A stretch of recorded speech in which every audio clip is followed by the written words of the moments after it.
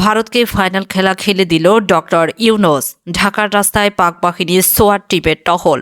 Doctor ইউনূসের একের পর এক সিদ্ধান্ত ভয়ে ঘুম হারাম মোদির।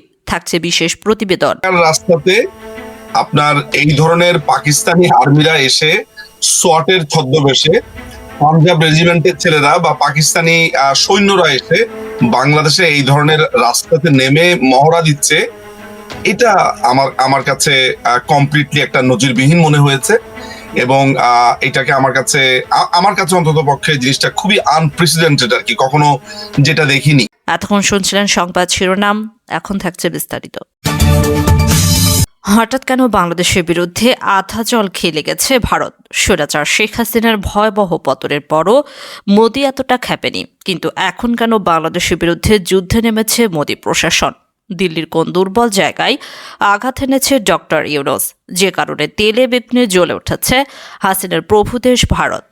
সামরিক সূত্রে জানা যায়, ভারতের কলিজায় আঘাত হেনেছে ডক্টর ইউনূসের এক মহাপরিকল্পনা, যা ঘুম কেড়ে নিয়েছে মোদির।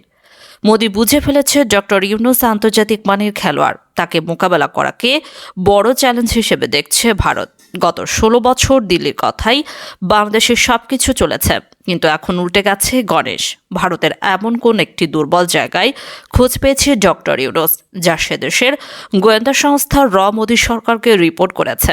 আর ডক্টর ইউনূস সেই পরিকল্পনায় মোদিকে পাগল করে তোলাছে। ঘুম হারাম তার প্রশাসনের।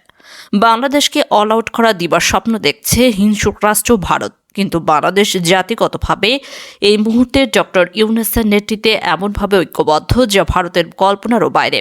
এতদিন বাংলাদেশকে অঙ্গরাজ্যের মতো করে যাচ্ছে তাই ভাবে ব্যবহার করে আসছিল দিল্লি। মুক্তিযুদ্ধে বিশেষ সুবিধা দিয়েছে এই দোহাই দিয়ে এতদিন পরোক্ষভাবে বাংলাদেশকে করায়ত্ত করেছে তারা। কিন্তু বৈষম্য বিরোধী ছাত্র আন্দোলনের গণঅভ্যুত্থানের পরই পাল্টে গেছে চিত্র। এখন ভারত বয়কট আন্দোলন দিনকে দিন তীব্র হচ্ছে বাংলাদেশে। যে যত ভারত বিরোধী, সে তত দেশপ্রেমী। এই স্লোগান এখন দেশের কোটি কোটি তরুণের মুখে মুখে। তাই ইসকন নেতা চিন্ময় কৃষ্ণপ্রভু আটকের পর থেকেই দুই দেশের বৈরিতা আন্তর্জাতিক রূপ পেয়েছে। সংখ্যালঘুদের ওপর হামলার কল্পিত কাহিনী বিশ্বের কাছে তুলে ধরে নালিশ করছে মোদি প্রশাসন, অথচ কট্টরপন্থী হিন্দু রাষ্ট্র ভারত বাংলাদেশের দূতাবাসেও হামলা করতে ছাড়েনি। বিভিন্ন সূত্র বলছে, ইসকন ইস্যু সহ সাম্প্রদায়িক বিষয়গুলো ভারতের পূর্ব পরিকল্পিত। ভারত ইচ্ছা করেই বাংলাদেশকে উত্তেজিত করতে চাইছে, কারণ তারা জেনে গেছে ডক্টর ইউনূসের এক গোপন সামরিক পরিকল্পনার কথা। আর সেই কারণেই ভারত এখন আগের চেয়ে বেশি দাদাগিরি ফলাতে চাইছে। আজ আমরা জানতে চাই ভারতের এই পাগলামির মূল কাহিনী, জানব পেছনের গল্প। মনে থাকার কথা, গত কিছুদিন আগে রংপুরের মাহিগঞ্জ কলেজে অনুষ্ঠিত হয় সনাতন জাগরণ মঞ্চের মহাসমাবেশ। এটির আয়োজক ছিল হিন্দু জঙ্গি সংগঠন ইসকন। কিন্তু কেন রংপুরেই করা হলো এই সমাবেশ? তার পেছনে লুকিয়ে রয়েছে ভারত খ্যাপার মূল কাহিনী। মূলত ভারতের গোপন ষড়যন্ত্রের মহড়া ছিল এটি। সামরিক সূত্র বলছে, ব্রিটিশরা এশিয়ার বৃহত্তম একটি বিমান ঘাঁটি প্রতিষ্ঠা করেছিল রংপুরের লালমনিরহাটে, যা ভারতের সীমান্ত ঘেঁষা দিল্লিকে শাস্তা করতে এই বিমান ঘাঁটি আবার চালুর সিদ্ধান্ত নিয়েছে ডক্টর ইউনূস। এই বিমান ঘাঁটি চালু করা গেলে ভারতের 7 সিস্টার হুমকিতে এই ভয়ে ঘুম হারাম এখন মোদির। ঘাঁটিটি ভারতের চিকেন নেক থেকে মাত্র 12 কিলোমিটার দূরে, যা করা গেলে হুমকিতে পড়বে ভারতের সার্বভৌমত্ব। নড়বড়ে হয়ে পড়তে পারে ভারতের 7 সিস্টার নামক 7টি রাজ্য। এমনিতেই সেখানকার রাজ্যগুলি দীর্ঘদিন স্বাধীনতার দাবিতে আন্দোলন করে আসছে। তার উপর হঠাৎ করে বাংলাদেশকে খেপিয়ে ভারত নিজেরাই নিজেদের বিপদ ডেকে আনছে। বাংলাদেশকে অস্থির করে ফায়দা লুটতে চাওয়া ভারত নিজেরাই ফাতে নিজেদেরই পড়তে পারে 7 সিস্টার ইস্যুতে। কারণ দুই দেশের এমন শত্রু সম্পর্ককে সুযোগ হিসেবে নিতে পারে ভারতের পাশের শত্রু দেশ চীন। তারা যদি 7 সিস্টার ইস্যুতে বাংলাদেশকে সহযোগিতা করে, তবে মহা সংকটে পড়বে দিল্লি। তখন ভারতের চিকেন নেক ঝুঁকিতে পড়বে। ভারতের উত্তর পূর্ব রাজ্যগুলোর সঙ্গে দেশের অবশিষ্ট অঞ্চলের সংযোগ রক্ষাকারী একটি সংকীর্ণ ভূখণ্ড চিকেন নেক নামে পরিচিত। এই চিকেন নেককে কেন্দ্র করে ভারতের 7 সিস্টার রাজ্যগুলোর কথা বারবার শিরোনাম হচ্ছে। এখনও মণিপুর রাজ্যের স্বাধীনতা আন্দোলন দপাতে ব্যাপক হত্যাযজ্ঞ চালাচ্ছে মোদি প্রশাসন। বাংলাদেশে আওয়ামী লীগ সরকার পতনের পর ঘুরে ফিরে আলোচনায় আসছে ভারতের 7 সিস্টার রাজ্যগুলো, কারণ তারা আশঙ্কা করা হচ্ছে এই রাজ্যগুলো নিজেদের স্বাধীনতা ঘোষণা করতে পারে। এরই মধ্যে মণিপুরে শুরু হচ্ছে আন্দোলন, প্রতিদিন মারা যাচ্ছে মানুষ। মণিপুর ভারতের সঙ্গে থাকতে চাইছে না, অশান্তি দেখা দিয়েছে অরুণাচল নিয়ম। চারিদিক থেকে শুধু বিপদের সংকেত আসছে ভারতের জন্য। এতে করে মহা টেনশনে পড়েছে ভারত সরকার। ভারতের 7 সিস্টার ইস্যুতে বাংলাদেশের সাথে কাজ করছে চীন, এমন সংবাদে কাঁপন ধরেছে মোদী প্রশাসনে। সংকটে এখন মোদীর গদি। ভারতের চারপাশে শত্রু রাষ্ট্র চীন, পাকিস্তানের পর শত্রু তালিকায় যুক্ত হয়েছে বাংলাদেশ। প্রতিবেশী দেশের সাথে এমন সম্পর্ক ভারতকে চরম সংখ্যায় ফেলছে।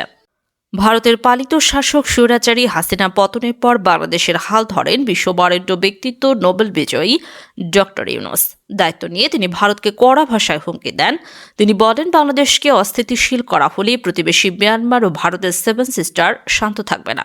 সম্প্রতি আগরতলায় বাংলাদেশ হাই কমিশনে হামলার ঘটনায় বৈষম্য বিরোধী ছাত্র আন্দোলনের নেতারা ঘোষণা দেন, ভারত যদি ঢাকাকে অস্থির করতে চায় তবে বাংলাদেশ বসে থাকবে না।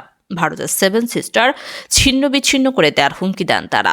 বিশ্বের বড় বড় রাজনীতিবিদ ও ব্যবসায়ীরা সংকটে পড়লে ডক্টর ইউনূসের দ্বারস্থ হন। সেই ইউনূসের সাথে রাজনীতি আর কূটকৌশলে মোদি ধোপে টিকবে না, এ কথা নিশ্চিত করে বলা যায়। তার মুখে বাংলাদেশকে দেখে নেব বললেও মোদি তার দেশের 7টি রাজ্য নিয়ে চরম দুশ্চিন্তায়। আমরা জানি, ব্রিটিশ আমলে লালমনিরহাটে তৈরি হয় বিমান ঘাঁটি, যার কার্যক্রম এতকাল বন্ধ ছিল কোনো এক অজানা কারণে। ডক্টর ইউনূস ক্ষমতায় সেই পুরোদমে চালু করার কাজ হাতে নিয়েছে এই বিমান ঘাঁটি, যা এশিয়া মহাদেশের বৃহত্তম বিমান ঘাঁটি। এটি করা গেলে ভারতের চিকেন নেক থাকবে বাংলাদেশের হাতের মুঠোয়। 7 সিস্টার নিয়ে বাংলাদেশের কাছে নতজানু থাকতে বাধ্য হবে ভারত। বাংলাদেশের একটি আদালত এলাকার ভিডিওকে ঢাকার রাস্তার দৃশ্য বলে প্রচার করেছে ভারতীয় গণমাধ্যম। পরে সেই সংবাদটি সামাজিক যোগাযোগ মাধ্যমে ব্যাপকভাবে ছড়িয়ে পড়ে। এই ভিডিও প্রতিবেদনগুলোতে দাবি করা হয়, পাকিস্তানের পাঞ্জাবের সোয়াত টিমের সদস্যরা ঢাকা এসে টহল দিচ্ছে।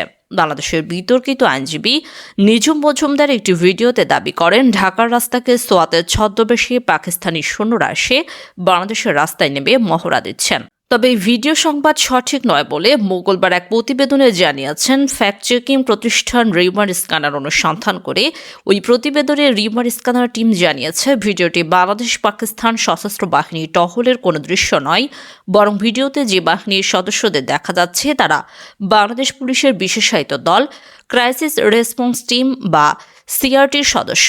এই সদস্যরা গত 12 ডিসেম্বর রাজশাহী 3 আসনের সাবেক সংসদ সদস্য ও আওয়ামী লীগ নেতা আসাদুজ্জামান আসাদকে রাজশাহী মেট্রোপলিটন ম্যাজিস্ট্রেট আদালতে নেওয়ার সময় নিরাপত্তা প্রদানের কাজে নিয়োজিত ছিলেন।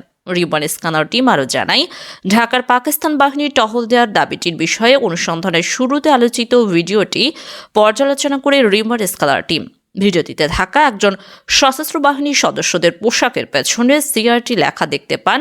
পাশাপাশি আরও একজন সদস্যের পোশাকে বাংলাদেশের পতাকাও দেখতে পাওয়া যায়। এসবের সূত্রে ন্যাশনাল ডায়ালগ বাংলা নামের একটি ইউটিউব চ্যানেলে গত 25 ডিসেম্বর এই বাংলাদেশ ক্রাইসিস রেসপন্স টিম শীর্ষ শিরোনামে প্রচারিত একটি শর্টস ভিডিও খুঁজে পাওয়া যায়। পরে অনুসন্ধানে দেখা যায়, অনলাইন সংবাদ মাধ্যম জাগো নিউজ 24 এর ইউটিউব চ্যানেলে গত 13 ডিসেম্বর প্রিজন ভ্যান ঘিরে উত্তেজিত ডিম হামলার শিকার হন সাবেক এমপি আসাদ। মূলত সেই ঘটনার ভিডিও নিয়ে এডিট করে অপপ্রচার চালায় ভারতীয় সংবাদ মাধ্যমগুলো। প্রতিবেদনটি পর্যালোচনা করলে দেখা যায়, এ সময় তাকে নিরাপত্তা প্রদানকারী বাহিনী পোশাকের সঙ্গে আলোচিত ভিডিওর বাহিনী পোশাকের হুবহু মিল রয়েছে। তাদের পোশাকের পেছনেও সিআরটি লেখা রয়েছে। পরে সিআরটি বিষয়ে একটি প্রতিবেদনে দেখা যায়, সিআরটি বা ক্রাইসিস রেসপন্স টিম হল বাংলাদেশ পুলিশের একটি বিশেষায়িত দল। দলটি জঙ্গি দমন, মাদক চোরাচালান প্রতিরোধ সহ বড় ধরনের সহিংস পরিস্থিতি মোকাবেলায় কাজ করে থাকেন। এছাড়াও প্রতিবেদন থেকে জানা যায়, চট্টগ্রাম ও রাজশাহীর পর সিলেটে আনুষ্ঠানিক মহড়ার মাধ্যমে এই যাত্রা শুরু করে পুলিশের এক বিশেষায়িত দল। অর্থাৎ পুলিশের বিশেষায়িত দল ক্রাইসিস রেসপন্স টিম বা সিআরটিকে পাকিস্তানি সশস্ত্র বাহিনীর দাবিতে প্রচার করা হয়েছে। সুতরাং বাংলাদেশে পাকিস্তানি বাহিনী টহল দিচ্ছে দাবিতে ইন্টারনেটে প্রচারিত তথ্যটি সম্পূর্ণ মিথ্যা বলে দাবি করছে রিউমার স্ক্যানার।